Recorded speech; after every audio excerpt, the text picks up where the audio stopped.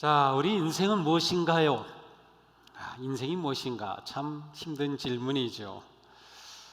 우리는 단지 그냥 일하고 먹고 소비하기 위해 태어난 것일까요? 성경은 이렇게 말씀합니다. 우리는 하나님의 작품입니다. 선한 일을 하게 하시려고 하나님께서 그리스도 예수 안에서 우리를 만드셨습니다. 우리는 하나님의 작품이라는 거야. 내 인생이 뭐지? 난 하나님의 작품이다. 왜 나를 작품으로 만드셨을까요? 그것은 예수 그리스도 안에서 선한 일을 하게 하시려고. 그렇습니다. 우리가 하나님의 자녀가 된 분명한 목적이 있습니다. 성경은 그 목적을 선한 일을 하는 것이라고 말합니다. 선한 일이란 곧 섬김입니다. 우리가 교회고 교회가 우리이기 때문에 우리가 선한 일을 위해 지음받았듯이 교회도 바로 선한 일을 위해 세워졌습니다. 신종 코로나 팬데믹은 하나님께서 우리에게 주신 섬김의 사명으로 우리를 부르고 있습니다. 코로나가 가져오는 가장 큰 문제 가운데 하나는 취약계층의 증가입니다. 경제적으로 양극화가 더 심해지고 있습니다. 사실 경제적인 타격을 입은 1차적인 대상은 그동안 경제적으로 소외되었던 사람들입니다. 일용직 근로자들, 아르바이트 청년들, 개인 기업하는 사람들, 자영업자들, 또한 지금은 해고와 실직의 어려움도 몰려오고 있습니다. 코로나는 교육과 사회의 다양한 분야에도 취약계층을 만들어내고 있습니다. 학생들은 수업이 원격으로 진행이 되면서 많은 문제점이 드러나고 있습니다.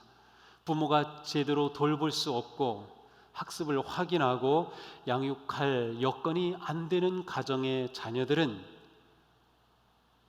교육에서 소외되고 있습니다. 코로나의 감염병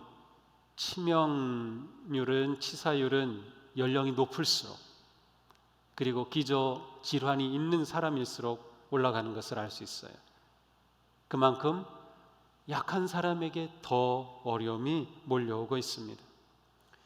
더 나아가 코로나19가 장기화되면서 코로나 블루를 앓거나 그 증상을 느끼는 사람들이 급증하고 있습니다.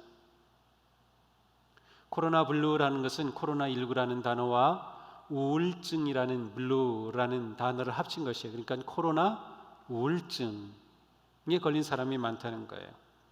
고려대학교 KU 마음연구소의 조사에 따르면 2020년에 들어와서 이 우울증, 경도 이상의 우울증을 경험한 사람이 급증하고 있는데 지난 9월, 그러니까 지금 9월에 조사한 바로는 국민의 38.4%가 우울증을 겪고 있거나 경험한 적이 있다고 말하고 있어요. 10명 중에 4명이 코로나 블루를 경험하고 있습니다. 뿐만 아니라 코로나로 인해 방역과 사회적 거리 두기가 계속되면서 피로감이 우리에게 쌓이고 있습니다. 코로나라는 바이러스에 걸릴 것에 대한 두려움과 불안이 계속되기도 하고요. 점차 분노의 감정이 커지고 있습니다. 사실 세계적으로 볼 때 우리나라가 코로나에 대해서는 가장 안전한 나라에 속하고 있어요. 그런데도 세계에서 코로나로 제일 두려워하고 불안해하는 나라가 우리나라입니다. 참 이상하죠? 제일 실질적으로는 안전해요. 그런데 국민들이 그 어느 나라보다도 더 많이 불안해하고 더 많이 두려워한다는 겁니다. 왜 그런지 그건 이유는 모르겠어요. 아마 매스컴이 지나치게 자꾸 들춰내는 것도 있고 하여튼 여러 가지 많은 이유는 있겠지만 그만큼 우리 시대가 불안해지고 있습니다. 서울대학교 보건대학원 코로나19 연구팀의 8월 초 그리고 8월 말에 시행한 조사에 의하면 코로나19 뉴스를 보면서 내가 분노를 느낀다 이런 사람들이 8월 초에는 11.5%였는데 8월 말에는 25.3%로 늘어났습니다. 코로나19를 보면서 공포심을 느낀다. 8월 초에는 5.4%였는데 8월 말에는 15.4%로 증가했습니다. 이렇게 코로나로 인한 분노를 코로나 레드라고 합니다. 이것이 점점 증가하고 있는 사회입니다. 우리는 이처럼 코로나로 인해서 다양한 변화, 우리 사회가 겪고 있는 이런 일들을 보면서 우리는 과연 이런 코로나 시대에 어떻게 신앙생활해야 하는가를 계속해서 물을 수밖에 없습니다. 무엇보다 우리는 나 자신이 누구인가를 다시 확인해 보아야 합니다. 우리는 누구입니까? 우리는 예수 그리스도 안에서 하나님의 은혜와 구속함과 사랑을 입은 하나님의 자녀입니다. 성경은 말씀합니다. 여러분은 믿음을 통하여 은혜로 구원을 얻었습니다. 이것은 여러분에게서 난 것이 아니요 하나님의 선물입니다. 자, 우리는 하나님의 은혜를 입은 자들이고요, 하나님의 큰 선물을 받은 사람들입니다. 하나님이 우리를 그렇게 사랑하시고 우리와 함께 하시고 위기와 고난의 시대, 역경과 두려움의 시대, 이때 우리와 함께 하신다는 거예요.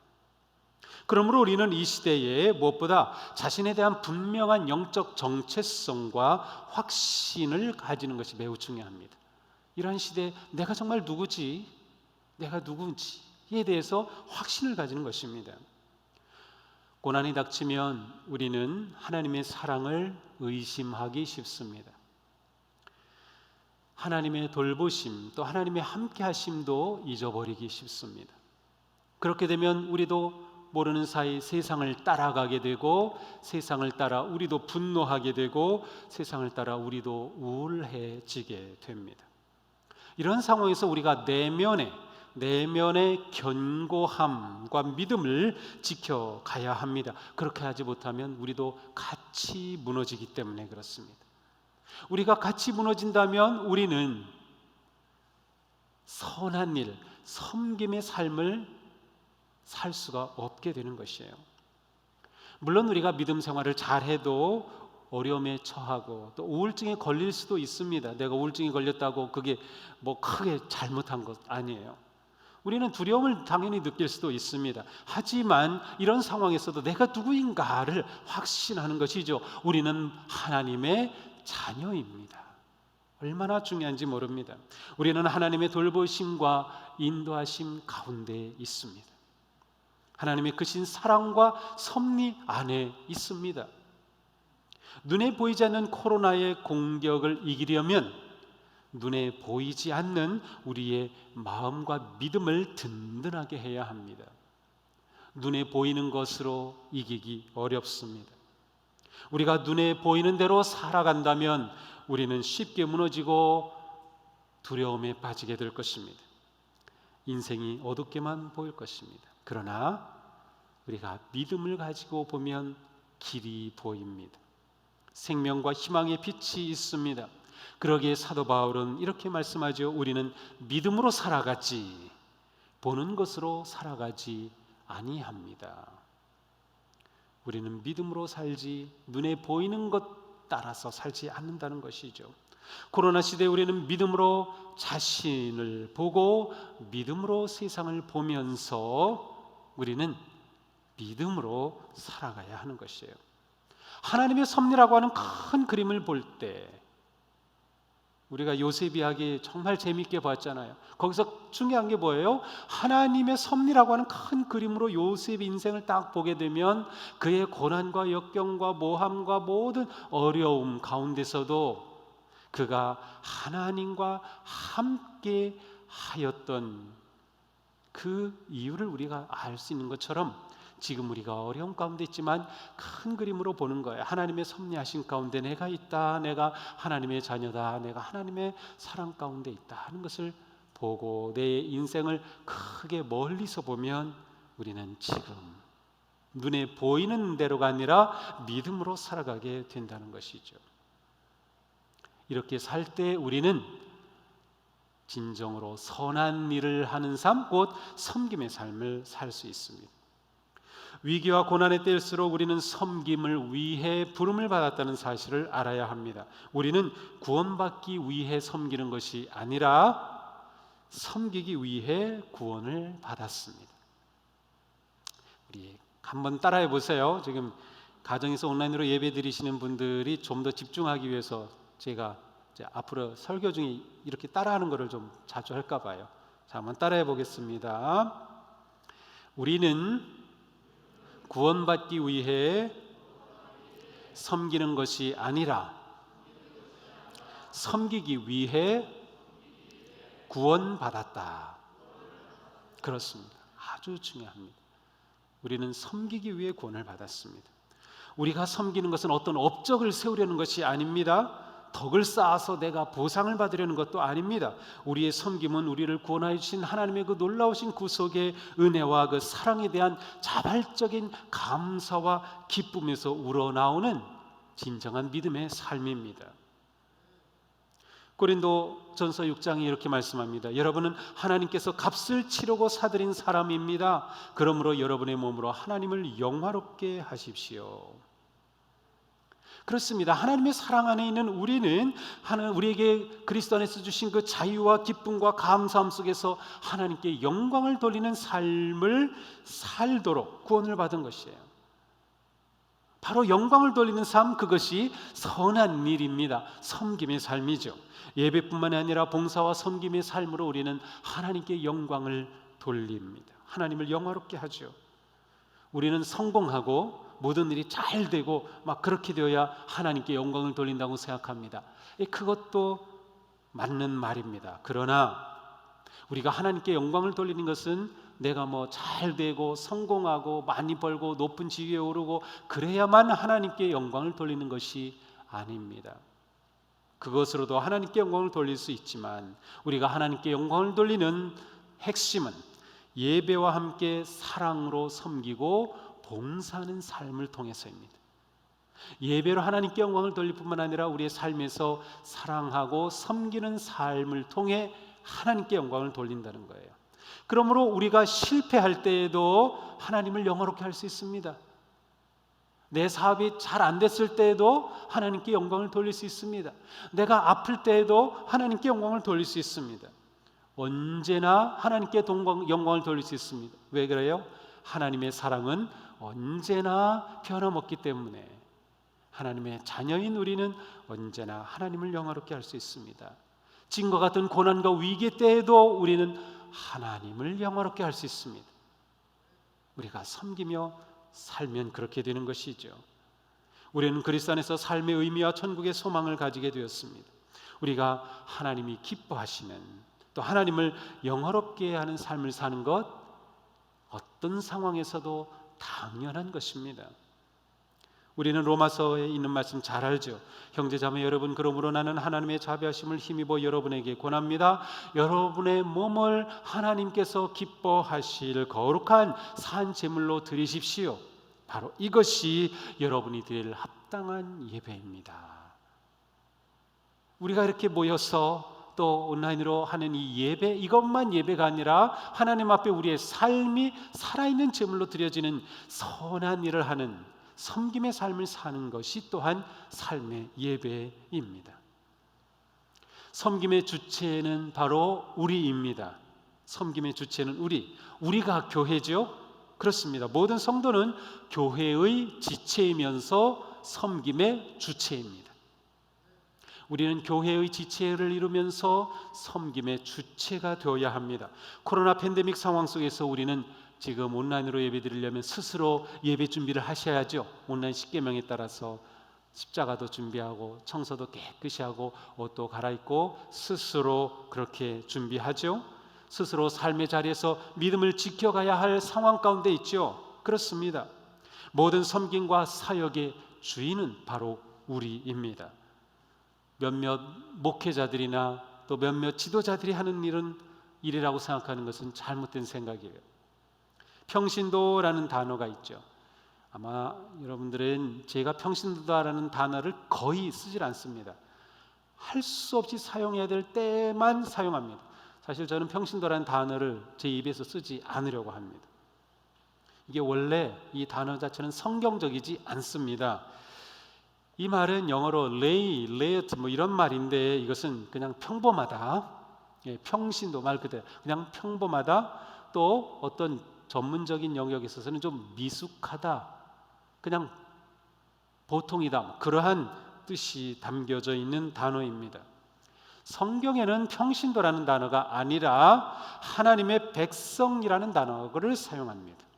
여러분은 하나님의 백성입니다 라고 됐어요. 여러분은 평신도입니다, 그런 말 없어요. 여러분은 하나님의 백성입니다. 라오스라는 단어입니다. 그러니까 이 라오스라는 단어가 평신도로 둔갑해버린 것이에요. 잘못된 것이죠. 목회자나 성도는 다 같은 하나님의 백성이에요. 똑같습니다. 단지 믿음의 공동체에서 맡은 역할만 다를 뿐입니다. 교회에는 어떤 상하의 신분도 계급도 없습니다. 목사, 장로, 권사 이게 계급입니까? 아닙니다. 이것은 맡은 직분이에요. 하나님께서 선한 일을 위해서 세워주신 직분이지 그것은 제 계급이 아니에요. 집사가 권사 아래에 있습니까? 목사가 장로 아래에 있습니까? 그럴 수 있습니다. 장로는 집사 아래에 있을 수도 있어요. 목사라고 다 성도 위에 있는 것이 아닙니다. 하나님의 백성으로 다 똑같습니다. 사역과 섬김, 선한 일의 전유물이 목회자의 선한 일이 목회자의 전유물이 아니라는 말이에요. 그러니까 우리는 이 생각을 해야 됩니다. 선한 일, 섬김의 일은 바로 내가 하는 것이고 하나님의 백성인 우리의 일이다. 내가 사역의 주인이다 라고 생각해야 돼요. 그것이 바른 생각이고 성경적입니다. 에베소서에 말씀합니다. 그분이 어떤 사람은 목사, 교사로 삼으셨습니다. 그것은 성도들을 준비시켜 봉사의 일을 하게 하고 그리스도의 몸을 세우게 하려는 것입니다. 여기에는 목사와 교사로 직분을 세운 목적이 이유가 나와 있어요. 목사와 교사라고 되어 있지만 사실은 목사이면서 교사라는 한 단어입니다. 그러니까 한 사람, 목사인 교사, 그런 뜻이에요. 그러므로 목회자의 역할은 무엇입니까? 저의 역할은 바로 성도들에게 말씀을 잘 먹이고 잘 양육하고 훈련하고 돌보고 준비시켜서 선한 일, 섬김의 일을 하도록 하는 것이 목사의 존재 이유입니다. 성도님들이 바로 모든 사역의 주인이 되고 목회자는 성도님들이 그 사역을 잘하도록 도와주는 역할을 하는 것이죠. 우리는 코로나 시대에 어떻게 섬김의 주인으로 살아야 할까요? 우리는 코로나 팬데믹으로 강도 만난 이 세상과 이웃의 상황을 섬김의 삶을 극대화하고 구체적으로 실천하는 기회로 삼아야 합니다. 지금 팬데믹 19의 이 상황을 섬김의 삶을 극대화하고 구체적으로 실천하는 기회로 삼아야 합니다.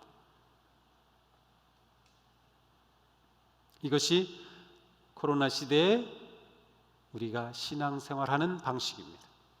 우리가 어떻게 강도 만난 세상과 이웃을 잘 섬길 수 있을까요? 연민의 마음이 있었습니다. 그는 상대방이 처한 그 상황에 자신을 밀어넣었습니다. 상대방이 처한 그 상황에 자신을 참여시켰습니다. 이것이 공감입니다. 그는 이 상황과 고통에 공감할 줄 알았습니다. 자, 우리가 코로나로 고통당하는 세상과 이웃에 대해 공감하며 불쌍히 여기는 마음을 가지는 것, 이것이 섬김의 근본입니다. 자, 한번 따라해 보겠습니다. 고통당하는 세상과 이웃에 대해 공감하며 불쌍히 여기는 마음을 가지자. 그렇습니다. 지금 우리가 이렇게 해야 신앙생활을 제대로 하는 것입니다. 불행하게도 사마리아 사람보다 앞서 지나갔던 사람들이 있었죠. 그들은 공감할 줄 몰랐습니다. 제사장이 그러했고 레위인이 그러하였습니다. 이들은 모두 유대교 종교 지도자들입니다. 그들은 하나님 앞에 거룩하고 온전하게 예배드리는 것을 중요하게 여긴 사람들, 율법을 잘 지키려는 사람들이었습니다. 그러나 이들은 진정한 율법의 실천인 사랑을 잃어버렸습니다. 진정한 예배인 섬김을 잃어버렸습니다. 형식과 껍데기뿐인 의식에 만족하고 율법과 자기 만족에 사로잡힌 이들에게 공감할 마음의 여지가 없었던 거죠. 따라서 이들은 하나님의 자녀, 하나님의 백성 라오스가 아니라 그냥 종교인이었습니다. 우리가 종교인으로 전락하지 않고 진정한 신앙인 하나님의 사람이 되는 것은 섬김을 떠나서는 불가능합니다. 물론 우리도 같이 어려움을 겪고 있습니다. 하지만 우리에게는 하나님의 사랑이 있고, 우리에게는 예수 그리스도의 은혜가 있고, 우리에게는 성령님의 능력이 있습니다. 똑같이 고난을 당하지만 우리는 다른 존재입니다. 우리가 누구인지 내 정체성이 분명해야 된다고 말씀드렸어요. 따라서 우리는 같이 고난을 당하지만 우리는 섬길 수가 있습니다.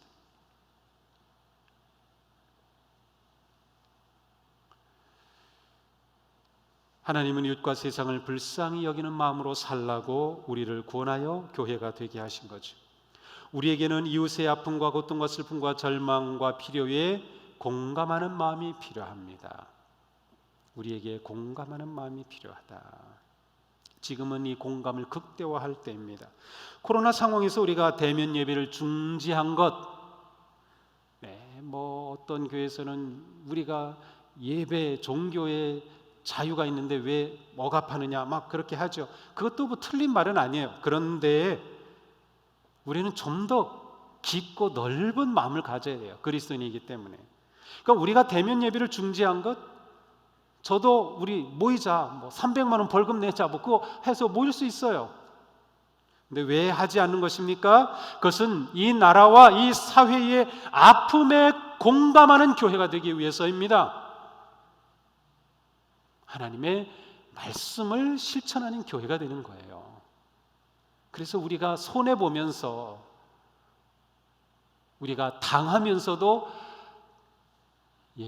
대면 예배를 하지 않는 이유가 여기에 있어요.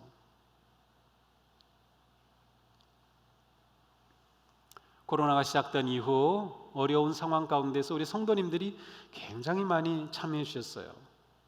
처음 코로나가 생겨가지고 작은 교회들이 어렵다, 모이지 못하니까, 그래서 우리가 도와주자, 그래서 막 성도님들이 헌금하시고, 그래서 작은 교회 우리가 도와줬어요. 홍수가 나고 재해를 만났을 때 우리가 도와주자, 그래서 또 여러분들이 헌금을 하셔서 또 어려운 교회 후원할 수 있었어요. 또 이번 추석에 우리 쌀로 또 헌금을 해서 우리가 재정적으로 후원하자, 그래서 또 성도님들이 또 헌금을 해주셨어요. 이게 얼마나 이게 중요하고 좋은 일입니까? 바로 이게 코로나 시대에 우리가 제대로 해야 할 일을 하고 있는 것입니다. 바로 지금은 우리가 이렇게 이웃의 고난과 아픔에 공감할 때입니다. 우리는 우리 일상에서도 섬김의 삶을 계속해야 합니다. 이것이 우리가 예수님을 닮아가는 모습이죠. 자, 선한 사마리아 사람은 그 다음에 기름과 포도주를 그 상처에 붓고 싸매고 자기 짐승에 태워 주막으로 데리고 가서 돌보아 주었습니다. 자, 이 선한 사마리아 사람은 단지 불쌍히 여기는 마음, 공감하는 마음에 멈추지 않고 구체적으로 행동하였습니다. 이때 행동의 초점은 무엇입니까? 필요를 채워주는 것이었습니다. 강도를 만나 해를 입고 피를 흘리는 상처에 포도주와 기름을 부어서 감염을 막아주었습니다. 싸매어서 지혈해 주었습니다. 짐승에 태워 주막으로 데리고 가서 치료를 받게 해주었습니다. 진정한 섬김은 나 중심이 아니라 상대방 중심으로 생각하고 행동하는 것이죠. 내 편리가 아니라 상대방의 필요에 따라서 행동합니다. 이게 진정한 섬김이에요. 우리가 섬길 때 이 점을 명심해야 합니다. 자기중심적이 되고 자기 편의를 따라 섬기면 섬김의 진실함이 사라집니다. 섬김의 감동과 힘은 온전히 상대방 중심일 때 일어납니다. 섬김은 내 필요가 아니라 상대방의 필요를 채워주는 것입니다. 자, 한번 따라해 보겠습니다. 섬김은 상대방의 필요를 채워주는 것이다. 그렇습니다. 섬김은 상대방의 필요를 채워주는 것이에요. 이것이 진정한 공감입니다. 진정한 공감은 상대방의 필요를 채워주며 진정한 섬김은 공감의 마음으로 할 때 가능합니다. 그러니 코로나로 힘든 이 상황에서 우리의 주변과 이웃을 보면서 무엇이 필요한지를 찾아 섬기는 일에 우리가 힘써야 합니다. 이것이 코로나 시대에 우리가 살아가는 믿음의 삶입니다. 자, 사마리아 사람은 이튿날 주막을 떠나면서 주인에게 데나리온 2를 주며 말합니다. 이 사람을 돌보아 주라. 비용이 더 들면 내가 돌아올 때 갚으리라. 사마리아 사람은 강도 만난 사람의 비용까지도 다 기꺼이 도와줍니다. 아마도 주인과 잘 아는 사이인 것 같지요. 여기 한두 번 지난 게 아닌 것 같습니다. 왜냐하면 비용이 더 들면 내가 돌아올 때 갚겠다. 그러니까 서로 아는 거죠. 외상으로 해놔라 그런 거예요. 이 사람은 이곳을 자주 지나다녔습니다. 단순한 여행객이 아니었어요. 아마도 이 사람은 개인 무역업을 하는 사람이 아니었을까요? 개인 사업자였던 것 같습니다. 사마리아 사람은 다시 말하면 일상 속에서 강도 만난 사람을 보았고 그는 일상에서 섬김의 삶을 살았습니다. 그리고 그는 자신에게 있는 것으로 섬겼습니다. 자기에게 있는 2 데나리온을 주면서 그에게 있는 것이 그것이었습니다. 그래서 그것을 주었을 뿐이죠. 그렇습니다. 우리도 우리에게 있는 것으로 섬기는 것입니다. 우리의 주변에서, 일상에서, 가까운 이웃 사이에서 우리에게 있는 것으로 우리는 누구든지 다 섬길 수 있습니다. 나 섬길 수 없어 라고 할 사람은 아무도 없어요. 우리에게 있는 것이 많이 있기 때문에, 우리에게 생명이 있다면 우리는 섬길 수 있어요. 하나님이 우리에게 은혜로 주셨잖아요. 비록 경제적으로 쪼들리고 정서적으로 예민해지고 관계적으로 힘들어져도 우리는 여전히 섬길 수 있는 힘을 가지고 있습니다. 섬김은 특별한 것이 있어서 하는 것이 아니라 나에게 있는 그것으로 섬기는 것입니다. 중요한 것은 섬기려는 마음을 가지는 것. 마음만 먹으면 우리는 섬길 수 있어요. 우리는 따뜻한 말과 격려의 말로도 섬길 수 있습니다. 따뜻한 사랑과 격려의 말로도 얼마든지 섬길 수 있어요. 말 한마디가 주는 힘이 얼마나 큰지 모릅니다. 격려의 말을 아끼지 마십시오. 축복의 말을 아끼지 마십시오. 사랑의 말을 묻어두지 마십시오. 때로는 잘 들어주는 것도 아름다운 섬김입니다. 이 비대면 사회에서 많은 사람이 이야기할 상대가 없어서 더 외로워지고 힘들어하고 있습니다. 전화하고 카톡하고 문자하고 이거 얼마나 좋은 도구입니까? 그래서 우리가 축전행문, 축복의 전화와 행복의 문자 하자. 이것이 섬김입니다. 나의 작은 관심이 누군가에게 큰 힘과 격려가 될 수 있습니다. 추석을 맞이하죠. 올해는 코로나로 인해서 고향을 찾지 않는 분들이 많이 계십니다. 오히려 가족과 함께 더 오랜 시간 또 지내야 합니다. 이웃과 함께 지내야 하죠. 이 시간, 추석을 섬김과 사랑의 시간, 축복과 행복의 시간으로 만들어갈 수 있지 않을까요? 섬김은 우리가 코로나를 이길 큰 힘이 될 것입니다. 이 강도 만난 세상에서 우리는 누구의 이웃이 되어줄 수 있을까요? 그 답은 바로 우리에게 있습니다. 기도하겠습니다.